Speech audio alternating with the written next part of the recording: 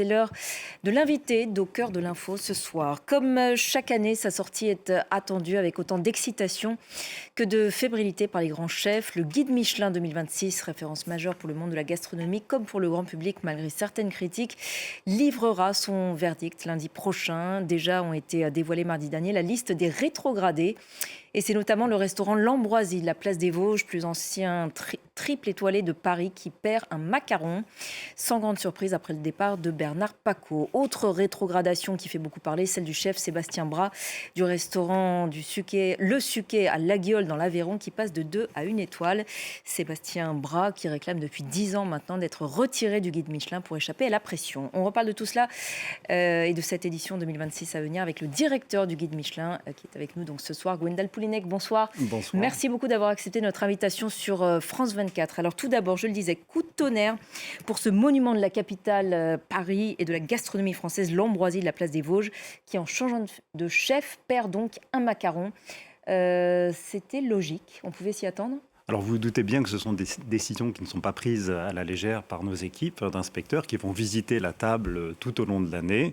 Et oui, c'est une évolution de classement qui reflète aussi l'évolution d'une équipe menée par un nouveau chef qui succède à Bernard Pacot et qui certes s'approprie l'héritage de son prédécesseur, mais aussi apporte sa patte, sa personnalité. Les étoiles sont annuelles, attendons les années prochaines. Je le disais, Sébastien Bras, par ailleurs, on en parle aussi pas mal, rétrogradation. Il est toutefois à nouveau dans le guide Michelin, alors que ça fait 10 ans, je le disais, qu'il réclame d'en sortir pour éviter, dit-il, la pression. Pourquoi est-ce que vous avez été sourd depuis 10 ans à cette demande ? Alors, nous avons bien entendu conscience de l'impact des étoiles pour les établissements, ne serait-ce qu'en apport de clientèle et aussi pour le rayonnement du territoire. Et la mission du guide Michelin reste de servir sa clientèle. Et son indépendance éditoriale veut qu'il puisse mettre en avant, recommander les établissements sans qu'ils ne nous sollicitent ou qu'ils le veulent ou non, de façon à être pertinent et à jour. Et c'est ce qui a motivé notre décision. Le restaurant L'Arpège, cette fois d'Alain Passard, 3 étoiles au Michelin depuis de nombreuses années. Alain Passard qui était d'ailleurs avec nous dans Au cœur de l'info il y a quelques mois. Il est passé au tout vegan, on le sait.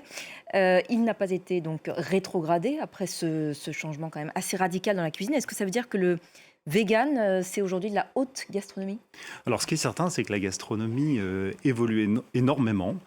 Prend de nouvelles formes, utilise de nouveaux produits, de nouvelles techniques, et il y a l'essor de nouvelles formes de cuisine, le vegan, le végétarien.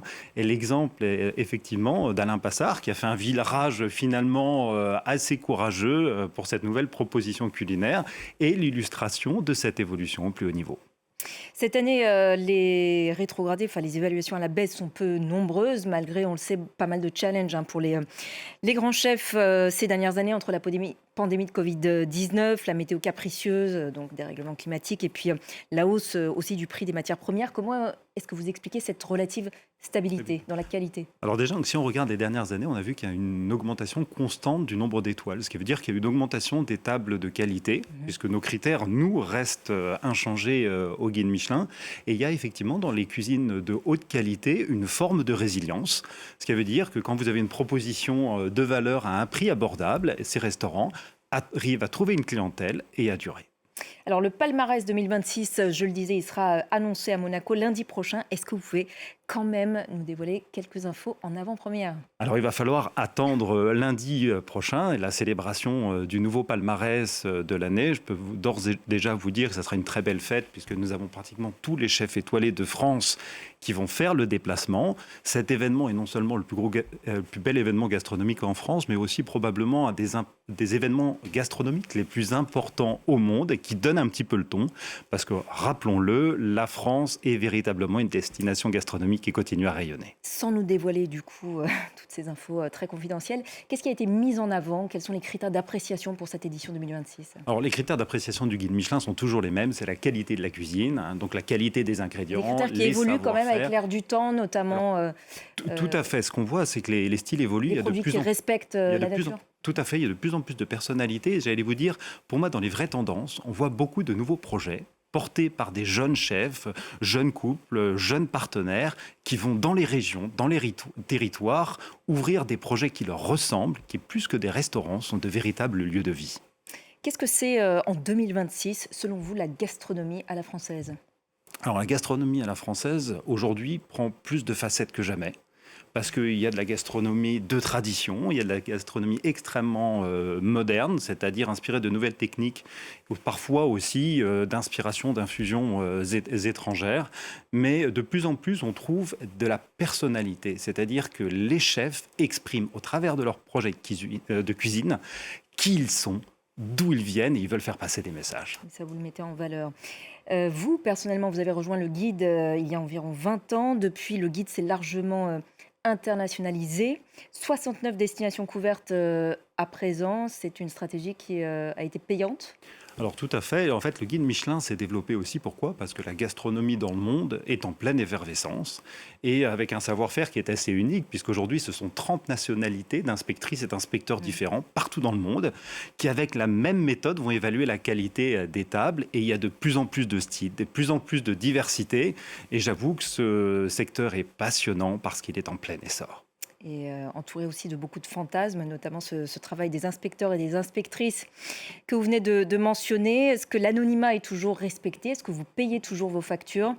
Comment aussi conserver, disons, une indépendance quand inévitablement on noue quand même des relations personnelles avec ces grands chefs au fil des ans ?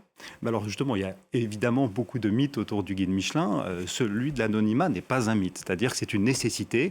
Les inspectrices et les inspecteurs sont anonymes, vont plusieurs fois par an dans les restaurants, mais à chaque fois ce sont des inspectrices ou des inspecteurs différents. Pourquoi ? Pour avoir une expérience de simple client et au final prendre des décisions collégiales qui dépassent leur propre subjectivité. Et s'ils sont anonymes, ça permet aussi de protéger notre indépendance. Ils payent leurs additions et ils n'ont aucun lien avec les professionnels. Après donc la gastronomie et l'hôtellerie, le guide va proposer cette année un nouveau repère pour, dites-vous, célébrer les domaines viticoles, donc les grappes, après les macarons, les grappes. La première sélection concerne le Bordelais et le Bourgogne. Pourquoi cette nouveauté ? Alors vous avez le guide Michelin, lorsqu'il est né en 1900, attribuait déjà des étoiles aux hôtels, mais pour le bien dormir, le bien manger, le bien boire. C'est-à-dire que la dimension restauration hôtelière et voilà, la dimension notamment sur les vins est couverte depuis très longtemps dans les publications du guide. Et il était temps de faire un classement professionnel dédié pour ce secteur qui en a bien besoin. Parce que voilà, les habitudes de consommation changent. 3 grappes. Une, deux, 3 grappes qui vont récompenser l'excellence dans la durée des plus beaux domaines viticoles. Merci beaucoup Gwendal Poulenec d'avoir répondu à nos questions ce soir dans Cœur de l'Info.